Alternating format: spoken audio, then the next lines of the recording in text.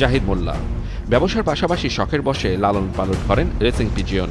বিভিন্ন দেশ থেকে সংগ্রহ করেছেন ভালো মানের কবুতর। যারা কবুতর নিয়ে রেস করেন তাদের কাছে অন্যতম গুরুত্বপূর্ণ বিষয় হচ্ছে কবুতরের ব্লাড লাইন। নেদারল্যান্ডের কোপম্যানের ব্লাড লাইন কবুতর জগতে এক অনন্য নাম, যেটি রেস করে সবসময় তার রেজাল্ট তৈরি করে। জাহিদ মোল্লা লফটের জাহিদ সাহেব এই কবুতরটি 2020 সালে নেদারল্যান্ড থেকে অনলাইনে বিট করে কিনেছেন। কবুতরটির দাম 1.5 লাখ টাকা। সংগ্রহের পর দেশীয় জাতের একটি মাদি কবুতরের সাথে এটিকে ব্রিড করিয়ে তার থেকে বাচ্চা তৈরি করে সেই বাচ্চা দিয়ে রেস করে বেশ কয়েকবার সফলও হয়েছেন তিনি। প্রতি বছর শীতে কবুতরের রেসে অংশ নেন জাহিদ। সেজন্য সারা বছর ধরেই পরিশ্রম করেন কবুতরকে রেস জয়ী করতে। কবুতরের সঙ্গে গড়ে তোলেন ভালোবাসার এক নিবিড়। কবুতরগুলোকে বেছে বেছে সংগ্রহ করে খাঁচায় ভরে রওনা হন ক্লাবের উদ্দেশ্যে। সেখানে কবুতরগুলো জমা দেন ডিজিটাল পদ্ধতিতে।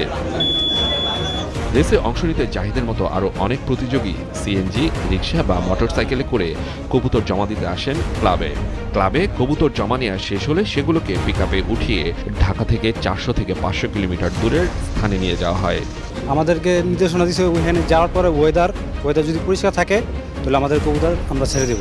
সূর্য দেখার সঙ্গে সঙ্গেই ছেড়ে দেওয়া হয় হাজার হাজার কবুতর।